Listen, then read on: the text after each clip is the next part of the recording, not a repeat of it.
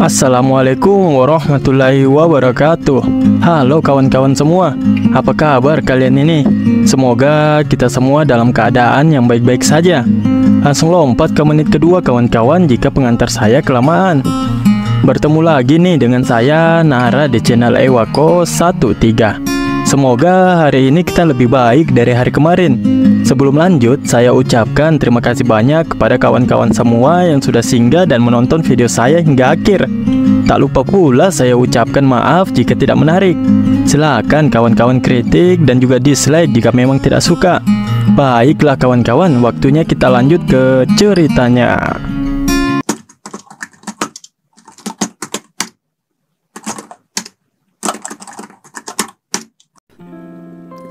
Si wanita gaun itu terlihat sedang terburu-buru untuk turun dan menengahi keributan yang terjadi di bawah. Terlihat dari raut wajahnya, dia begitu panik kawan-kawan. Seniman bela diri paling luar biasa yang dianggap sebagai puncak murim hampir mustahil menghancurkan klan Aso sendirian, ucapnya pada orang yang membawa berita tersebut. Si bapak-bapak lalu menyampaikan bahwa ada yang mengatakan itu bukan mereka, tapi tindakan dari Tuan Muda Shonajang. Ya, bagaimanapun, itu masih sebuah rumor. Menurut orang-orang di Murim, tindakan Tuan Muda Shonajang jauh lebih mengerikan dari apa yang dirumorkan. Menurut si wanita itu, jika orang yang sama baru saja tiba di klan Mudang yang membuat keributan saat ini, maka orang yang menyebabkan gangguan saat ini mungkin saja adalah Tuan Muda Shonajang. Si wanita lalu menanyakan nama Tuan Muda itu. Kembali pada Yunho yang masih tersenyum sambil menghajar para penjaga itu. Begitu mudah bagi Yunho untuk berhadapan dengan para penjaga tersebut. Tak lama kemudian, si wanita pun telah sampai di depan gerbang masuk. Begitu terkejut dia kawan-kawan melihat semua penjaganya telah dihajar oleh Yunho sendirian.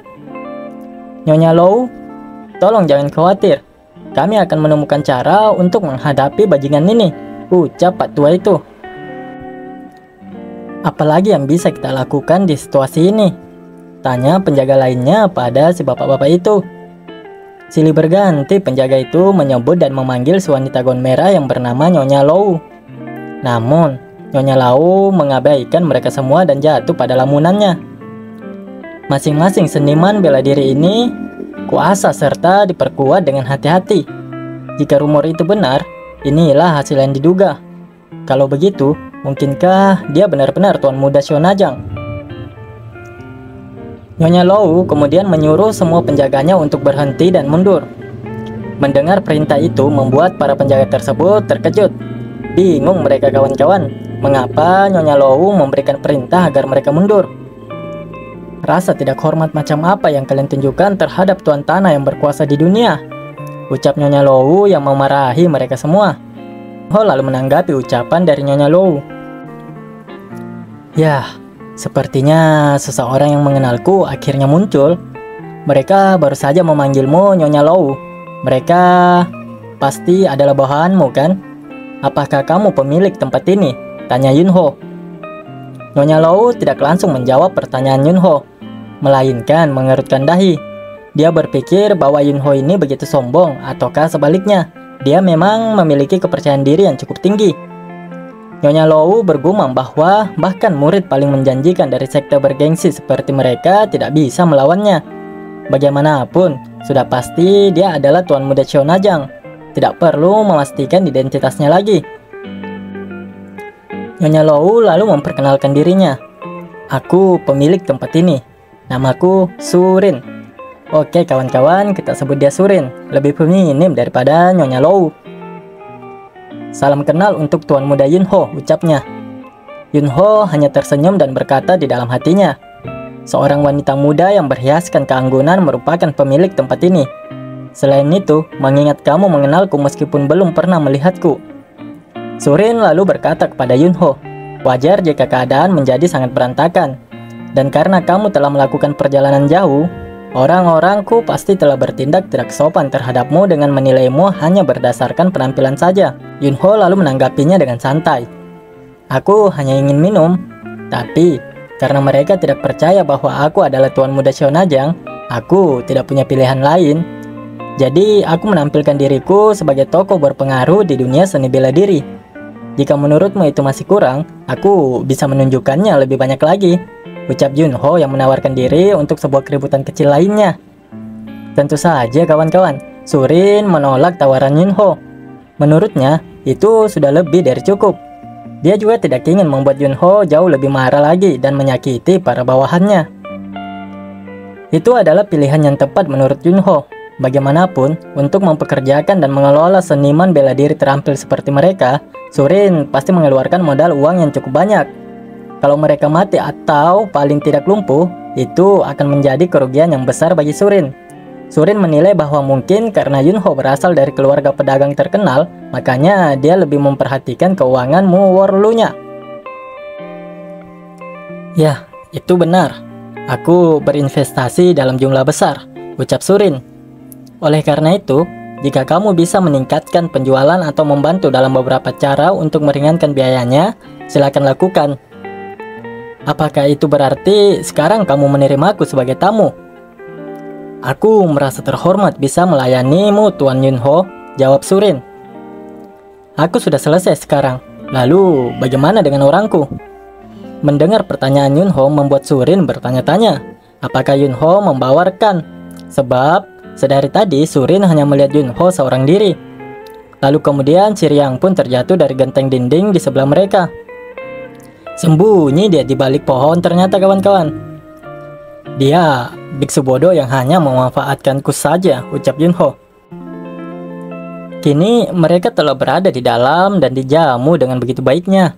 Bahkan Riang pun kini memerah wajahnya karena minum. Astaga, kamu benar-benar tahu cara membaca ramalan ya, ucap wanita pelayan itu. Ya, aku memang bisa. Berkat keahlianku itu, ada banyak orang yang mengubah hidupnya, ucap Riang yang menanggapi pujian dari si pelayan tersebut. Begitu diistimewakan pelayanan kedua bocah ini kawan-kawan. Terlihat begitu banyak makanan lezat, serta ditemani masing-masing satu wanita cantik untuk keduanya.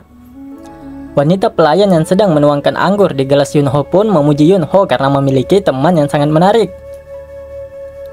Jadi, orang seperti apa tuan muda yang bersama teman menarik ini? Tanya wanita pelayan itu yang bersama Yunho.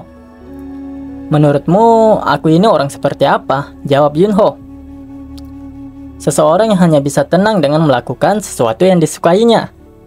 Tidak buruk, ucap Yunho yang menanggapi jawaban dari pelayan wanita tersebut. Wanita itu hanya tersenyum melihat Yunho yang sedang minum. Dia seperti memikirkan sesuatu dan lalu dia kembali mengingat apa yang diperintahkan oleh Surin kepadanya.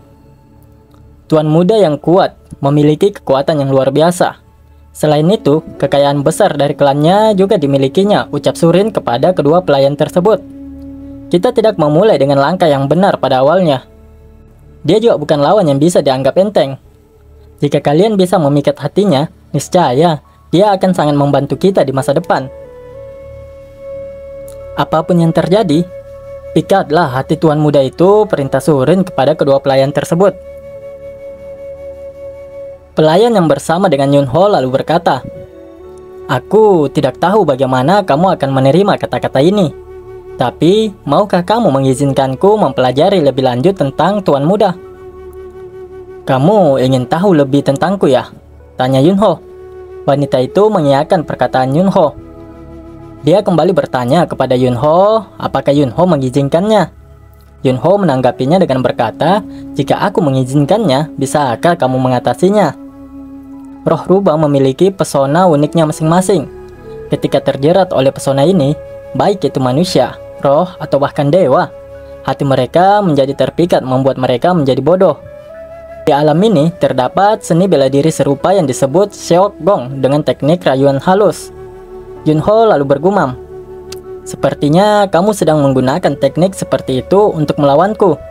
Dengan tingkat kemajuan yang tinggi yang menunjukkan tingkat penguasaan yang signifikan. Tapi itu percuma, tidak akan berhasil padaku. Menurutku, orang bodoh itu tidak tahu bahwa dia telah terjebak dalam jebakan kedua wanita pelayan itu, gumam Yunho sembari melirik Riang. Riang sepertinya memang tidak sadar bahwa dia saat ini sudah jatuh dalam jebakan kedua wanita itu. Dia lalu berkata, "Aku akan memberimu ramalan nasib selama 10 tahun secara gratis," ucapnya. Dia tertawa karena begitu senang dan begitu puas akan pelayanan yang diberikan kepadanya.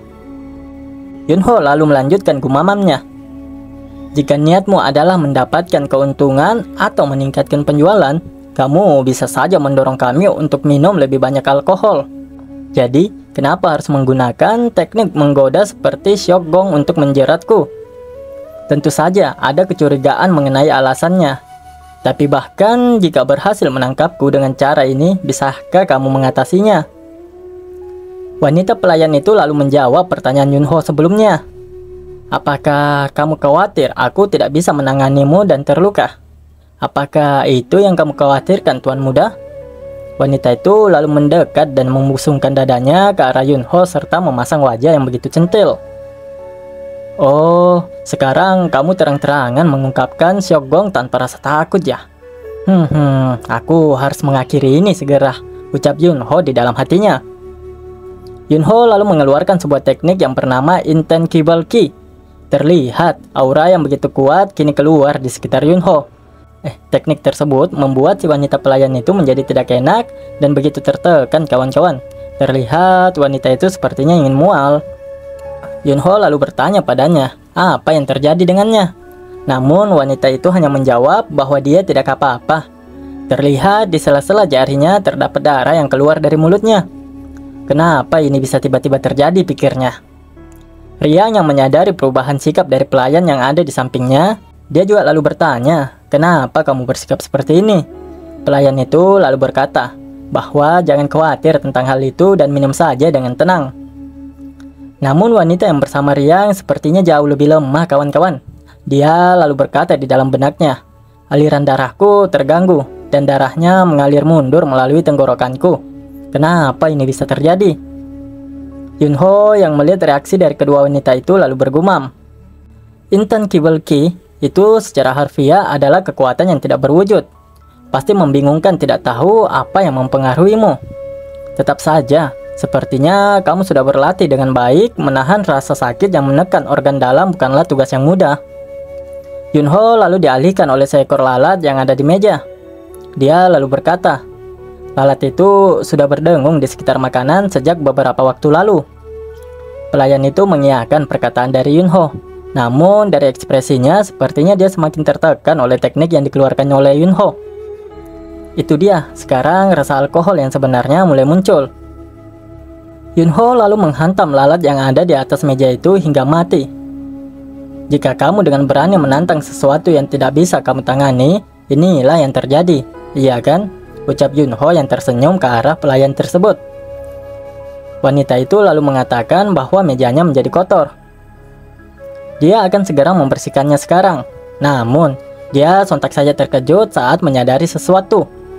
Mungkinkah sesuatu yang memutarbalikkan darahnya tadi adalah Yunho? Pikir si pelayan tersebut. Yunho hanya tersenyum dan berkata apa ketika dia ditatap oleh wanita pelayan itu dengan ekspresi yang begitu terkejut. "Aku menyebarkan obat herbal untuk mengusir lalat. Tapi sepertinya efektivitasnya sudah berkurang," ucap seseorang, dan ternyata dia adalah Surin yang saat ini sudah memasuki ruangan itu serta membawa sebuah alat musik. Kehadiran Surin membuat wanita itu terkejut, namun tidak bagi Yunho. "Oh, wow, apa yang kamu pegang? Apakah itu heptacord? Apakah Nona Surin tahu cara memainkan heptacord secara pribadi?" tanya Yunho yang sedang berakting senang atas kedatangan Surin. "Terkadang saat ada tamu, aku ingin menjamunya. Aku membuat alasan umum untuk tidak memiliki seorang virtuoso," jawab Surin. "Oh, begitu ya," ucap Yunho. Yunho bukanlah seorang tuan muda yang bodoh. Dia lalu berkata di dalam hatinya, "Dasar, kau rubah yang licik. Bagiku, sepertinya suasananya sudah tidak aktif selama ini. Jadi, sepertinya kamu terburu-buru menggunakan instrumen itu sebagai upaya terakhir, bukan?" Yunho lalu berkata kepada Surin, "Bahkan tanpa itu, aku ingin mendengarkan musik sambil meminum alkohol." "Aku datang pada waktu yang tepat," ucap Surin. Kalau begitu, bisakah kita menikmati dan mendengarkan penampilan Nona Surin, ucap Yunho. Surin lalu meletakkan heptakor itu. Dia lalu bersiap untuk memainkan sebuah lagu. Surin lalu memulai memainkan heptakornya. Dia benar-benar berharap bisa mengikat Tuan Muda Cheonajang itu agar dapat bekerja sama dengannya. Yunho yang mendengarkan permainan heptakor dari Surin sepertinya begitu menikmati permainan dari Surin tersebut. Yunho perlahan menutup matanya dan bergumam, "Kurasa kamu akan memprovokasiku dengan syok gong lainnya. Ya, lakukan saja semua usahamu. Tahan, regangkan, dan pantulkan senarnya." Suara murni mengalir seperti embun. Sangat indah bagaikan kabut. Keterampilan yang sangat mengesankan. Itu merupakan pertunjukan yang luar biasa. Surin menghela nafas setelah selesai memainkan sebuah instrumen. Dia bertanya kepada Yunho, bagaimana penampilannya barusan? Apakah layak untuk didengarkan? Yunho lalu menjawabnya, "Tidak ada yang istimewa, tetapi sungguh tidak sopan jika aku tidak membalas kinerjamu." "Bukan itu alasanku tampil," ucap Surin. "Akan tetapi, jika kinerjanya tidak diterima dengan baik, pembayarannya mungkin tidak ada artinya juga kan?" tanya Surin. "Meskipun aku mengabulkan satu permintaan, apakah itu masih tidak ada artinya?" ucap Yunho yang kembali bertanya karena paham apa yang dimaksud si Surin itu. "Pada saat ini merupakan hadiah yang cukup besar untuk kinerja yang kurang mengesankan," lanjut Yunho. "Kamu ceroboh. Tahukah kamu apa yang aku inginkan darimu?" "Mana aku tahu," jawab Yunho menanggapi Surin. "Tapi jika tebakanku benar, apa yang sungguh-sungguh kamu inginkan mungkin adalah sebuah kekuatan," ucap Yunho kepada Surin. Sontak saja, mendengar ucapan dari Yunho itu membuat ketiga wanita tersebut terkejut dan juga menahan jengkel. Berbeda dengan ketiga wanita itu, Riang yang sedang mabuk pun malah bertanya tentang apa yang sebenarnya terjadi saat ini. Surin lalu berkata kepada Yunho, "Tuan Muda, sebagian besar pelanggan yang mengunjungi tempat kami mencari pelacur terbaik untuk menghibur mereka. Tuan Muda meminta seseorang seperti aku daripada pelacur sungguhan adalah hal yang sangat tidak biasa," ucap Surin kepada Yunho. Yunho yang berpura-pura mabuk, dia lalu menanggapi ucapan dari Surin. "Karena kamu lebih menarik perhatianku dibandingkan pelacur lainnya. Tidak terpikirkan bahwa prajurit bayaran yang dibayar untuk melindungi tempat ini mengorbankan diri mereka sendiri tanpa pamrih. Mereka biasanya memprioritaskan keselamatan mereka sendiri dan hanya menunjukkan kesetiaan jika mereka dibayar," ucap Yunho yang menyadari bahwa tempat ini bukan hanya sekedar penginapan untuk tempat minum-minum biasa saja. Dia lalu melanjutkan perkataannya, "Lebih jauh lagi, aku bahkan tidak memberitahu klan Mudang bahwa aku mengunjungimu dalam perjalanan ini." "Nyonya Surin, bagaimana kamu tahu dan begitu yakin bahwa aku adalah Tuan Muda Cheonajang? Mungkinkah kamu sudah mengetahui dan menyimpulkan bahwa aku mengunjungi klan Aso sebentar selama perjalananku dan memberi mereka pelajaran? Jika itu masalahnya, untuk segera memverifikasi apakah rumor tersebut benar atau tidak, kamu perlu memiliki informasi yang mendukungnya. Dan mereka yang memiliki tingkat pengetahuan seperti itu, hanya ada dua tempat di dunia murim. Keterbukaan dan..." Namun sebelum Yunho menyelesaikan perkataannya, dia langsung dicela oleh Surin. "Apa yang kamu katakan? Aku tidak mengerti apa yang sedang kamu bicarakan. Apakah memang ada tempat lain seperti ini di tempat lain di murim, di mana para pelacur diajari seni bela diri?" ucap Yunho. Yunho lalu melanjutkan perkataannya. "Seiring dengan teknik aroma dan bahkan penghafalan, sekarang sepertinya kamu siap mengeluarkan senjata tersembunyimu dan menyerangku," ucap Yunho yang menyadari bahwa salah satu dari pelayan wanita itu ingin meraih senjatanya serta menyerang dirinya. "Jika kamu tidak ingin mati, lebih baik kamu diam saja." Mendengar ucapan dari Yunho tentu saja membuat wanita pelayan itu menjadi panik. Dia hanya bisa menatap dan menyebut nama Surin di dalam hatinya. Bingung dia kawan-kawan apa yang akan dia lakukan sekarang. "Bahkan sekarang, apakah kamu bisa bersikeras bahwa aku bukan Tuan Muda? Atau apakah kamu akan berkumpul dan mencoba membungkamku?" tanya Yunho kepada Surin dengan nada sedikit intimidasi serta memojokkan wanita tersebut. Surin yang mendengar semua ucapan yang dikeluarkan oleh Yunho hanya bisa terdiam dan tak tahu ingin mengatakan apa. "Dasar anak nakal," ucapnya di dalam hati. Saat ini yang ada di dalam ruangan tersebut tersisa 3 orang, yaitu Yunho, Surin, serta Riang. Ayolah, kalian monster. Apakah kalian tahu siapa aku? Ucap Riang yang ngelantur. Surin lalu berkata, dalam banyak hal, kamu cukup mengejutkan. Aku sudah berbicara cukup lama, tapi reaksimu kurang menyegarkan, balas Yunho. Tahukah kamu berapa banyak daya yang kami perlukan? Tanya Surin lagi. Apakah aku memang benar-benar perlu mengetahuinya? Jawab Yunho. Sungguh lucu, bagaimana kau mencoba merayuku dan memanfaatkanku.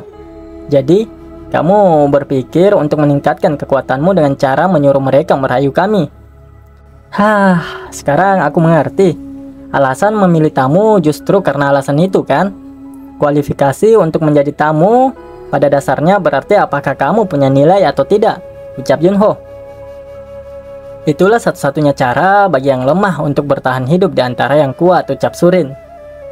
Yunho dengan tersenyum dia lalu berkata, mendengarkan itu, entah bagaimana aku membayangkan tikus dalam pikiranku. Mendengar ucapan dari Yunho tentu saja membuat Surin menjadi jengkel. Dia lalu memperingatkan Yunho agar memperhatikan ucapannya dan berhati-hati.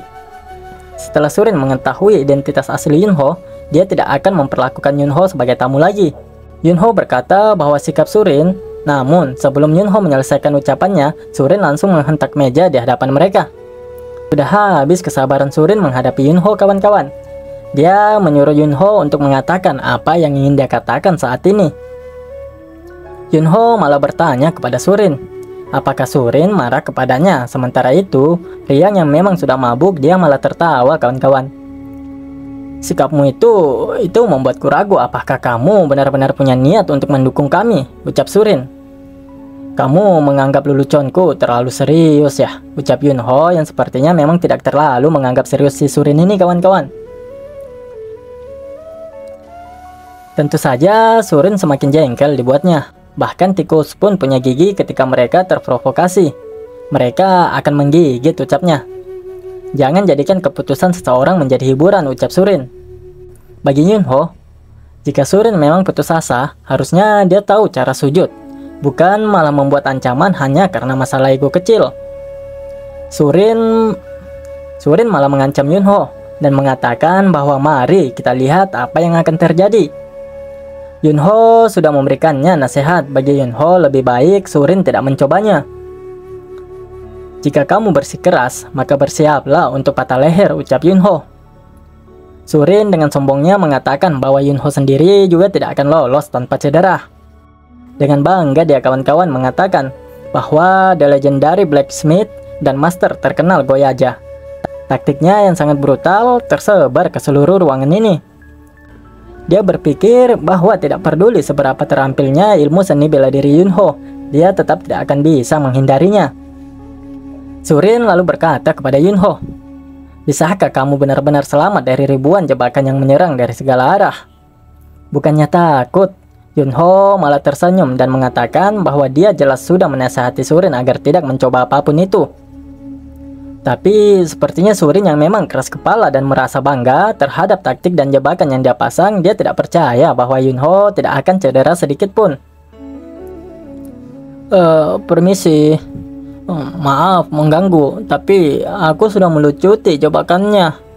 Ya, aku agak khawatir sih, kapan jebakannya akan diaktifkan, ucap Riang yang sepertinya mendengarkan semua pembicaraan Yunho dan Surin meskipun dia masih dalam keadaannya mabuk. Tentu saja, Surin tidak mempercayai perkataan dari Riang. Omong kosong, apa yang dikatakan bocah itu? Bagaimana mungkin teknik Goyaja? Pokoknya entah begini atau begitu, jika aku akan mati, aku juga harus melakukannya. Pikir Surin yang kini bersiap untuk mengaktifkan jebakan yang ada di dalam ruangan tersebut. Namun sayangnya, kawan-kawan, setelah dia mengaktifkan jebakan itu, sama sekali tidak ada yang terjadi di dalam ruangan tersebut. Sudah aku bilang, aku melucuti senjatanya, ucap Riang yang terlihat seperti ngelantur. Tapi apa yang dikatakannya adalah sebuah kebenaran yang saat ini terjadi. Mengumpat kesal tentunya si Surin itu. Berapa harga jebakan itu bisa-bisanya dilucuti, pikirnya. Yunho tentu saja tertawa kecil melihat reaksi dari Surin itu. Itu sebabnya kenapa dia bilang jangan melakukan apapun.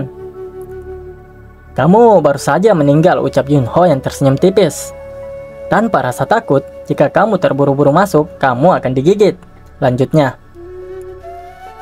Shin lalu memperlihatkan di luar ruangan penginapan. Yunho lalu menyodorkan sekantong uang kepada pelayan laki-laki yang bersama Surin di ruangan tadi.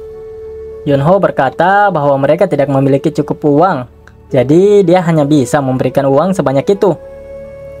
Satu botol berharga 10 yang, sementara Yunho dan Riang sudah minum 10 botol. Tentu saja mereka masih harus membayar 70 lagi, ucap pelayan laki-laki tersebut. Surin lalu menghampiri Yunho dan berkata, "Aku akan mengambil uangnya. Kami bisa mendapatkannya dengan menggunakan warrior kami, jadi silakan pergi." Diusir kawan-kawan kini si Yunho. Yunho menanggapinya dengan mengatakan bahwa Surin tampak penuh kehidupan setelah mati. Dia lalu mengajak Riang yang setengah mabuk untuk pergi dari tempat itu. Pelayan laki-laki yang bersama Surin bertanya, apakah mereka benar-benar membiarkan Yunho pergi begitu saja? Surin sebenarnya tidak berniat untuk membiarkan mereka pergi. Menurut si pelayan laki-laki, paling tidak kita harus memasang jimat pengawasan kepada Yunho, mengingat mereka juga tahu identitas dari Yunho. Tapi Surin tidak langsung menyetujuinya. Dia akan mengambil keputusan setelah dia berdiskusi dengan Tuan Amnyong. Sekali lagi Mimin ucapkan terima kasih banyak atas support kawan-kawan semua, dan juga maaf kawan-kawan semua. Saya Nara, wassalamualaikum warahmatullahi wabarakatuh.